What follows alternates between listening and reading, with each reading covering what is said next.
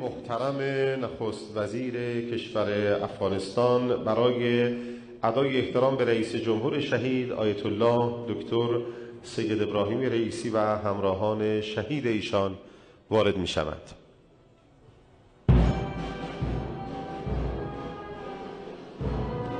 چنانچه گوینده محترم حاضر در تالار اجلاس سالن هم اعلام کردند، مقامات کشور افغانستان، معاون نخست وزیر کشور افغانستان همینک وارد تالار شدند به اتفاق هیئت همراه و در حال ادای احترام به پیکر مطهر رئیس جمهور شهید ما هستند.